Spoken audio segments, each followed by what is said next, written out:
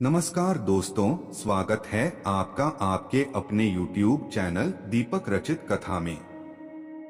तंत्र शास्त्र में कुछ ऐसे मंत्र दिए गए हैं जिनका विद्वत योग करके अथाह धन के मालिक बना जा सकता है। ये मंत्र इतने अधिक प्रभावशाली होते हैं कि इनका प्रभाव जैसे पैसों की बारिश की तरह होता है। इनको करने का एकमात्र नियम है कि इन्हें एकांत में ही किया जाए। शिव जगत पिता हैं और इस संसार की संरचना में उनकी इच्छा को मूर्त रूप देने के लिए प्रकृति उनकी शक्ति होती है। यह शक्ति ईश्वर की प्रतिछाया बनती है और महाकाली, महालक्ष्मी और मां सरस्वती के रूप में इस सृष्टि के संचालन में प्रभु का सहयोग करती है। प्रकृति ईश्वर की माया शक्ति, जीवन शक्ति और नैसर्गिक गुण है, जिसे सूर्य की रोशनी और प्रज्वलन की शक्ति के तुलना में देखा जा सकता है। यदि प्रकृति शब्द का संधि विच्छेद करें तो फिर प्लस कृति बनता है। प्रकाश अर्थ है सर्वोच्च, असाधारण और सर्वोत्कृष्ट, जबकि कृति का अर्थ है रचना। रचना इस प्रकार प्रकृति ईश्वर की सर्वोत्कृष्ट रचना है। इसे और अधिक गहराई से देखने पर प्रकार का अर्थ होता है सतवक्री का अर्थ होता है राजा सेवंती का समर्थन, जबकि ईश्वर की बात सर्वोच्च कृति होती है जो तीनों गुणों की अधिष्ठात्री और संचालिका होती है। मनुष्य को यह शक्ति इस संसार के कालचक्र से मुक्ति दिला सकती है। वेदों में इस शक्ति को महाविद्या की संज्ञा दी गई है। मनुष्य के मस्तिष्क, शरीर और अंतर्मन पर किसी शक्ति का आधिपत्य होता है। इसके नित्य स्वरूप में भक्तों को कर्म फल से मुक्ति प्राप्त होती है। जीवात्मा जो संसार चक्र में घोर कष्टों से ग्रस्त है, देवी की आराधना करके संस्कृत बंधनों से मुक्त होकर उस परमपिता परमेश्वर की ओर अग्रसर हो सकती है। यह शक्ति मनुष्य के अंतर्मन में स्थापित होकर उसकी बुद्धि, निर्धारित स्मृति, लक्ष्मी, शोभा, श्रद्धा, शर्मा आदि सभी गुणों को नियंत्रित करती है।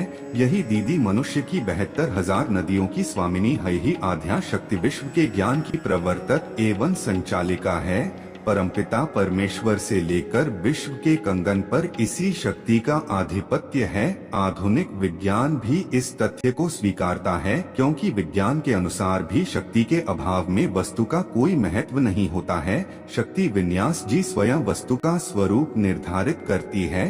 तंत्र शास्त्र में इसी शक्ति की आराधना की जाती है।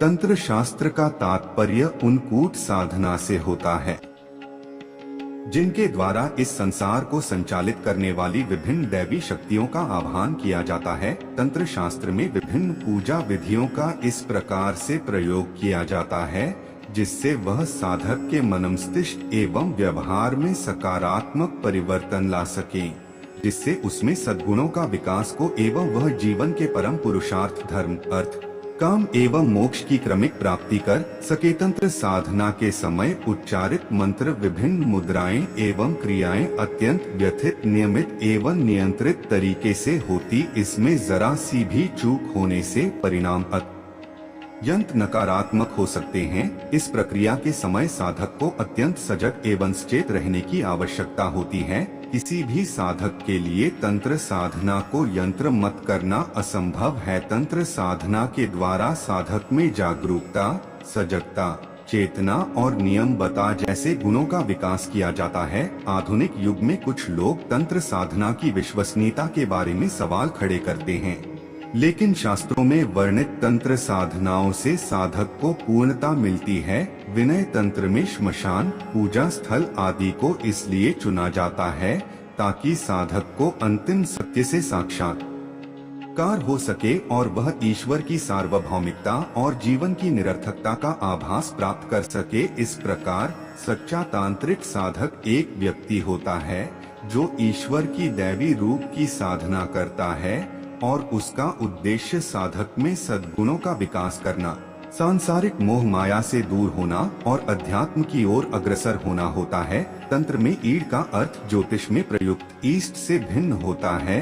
ज्योतिष में इसका अर्थ कर्मों में वृद्धि और आशीर्वाद प्राप्त करना होता है, जबकि तंत्र में ईस्ट का अर्थ बुराई एवं कष्ट का अंत है। तंत्र शास्त्र की मान्यता है कि बुराई एवं कष्ट अविद्या का परिमाण है तथा इस अविद्या बुराई एवं कष्टों से मुक्ति शक्ति की आराधना से ही मिल सकती है। शक्ति का शाब्दिक अर्थ है दैवीय शक्ति, उन्नति एवं बल। इस शक्ति को भगवती भी कहा जा सकता है, जिसका अर्थ भी उन्नति, धन, बल एवं यश प्रदान करना है। ऐसे करें प्रयोग।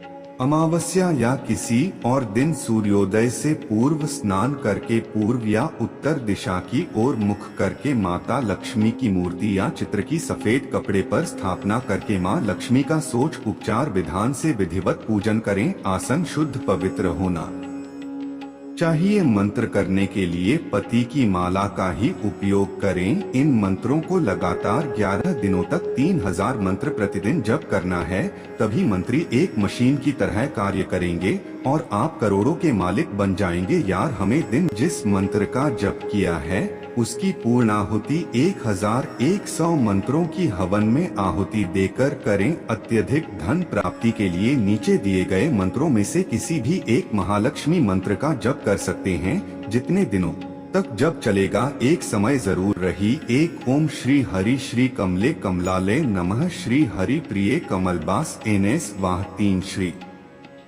सूर्याय नमः। ओम श्री श्री श्री श्री श्री श्री श्री महालक्ष्मी मम गृहे धन पूरे पूरे चिंताएं दूरे दूरे स्वाहा। ओम श्री हरि श्री त्रिभुवन महालक्ष्मी अस्मान दारिद्र्य नाशय प्रचुर धन देही देही क्लीं हरि श्री श्री हरि क्लीन एंड सो। ओम हरि कटेगी गहरी हसकह लहरी सकल हरि सोने की घड़ी शिव।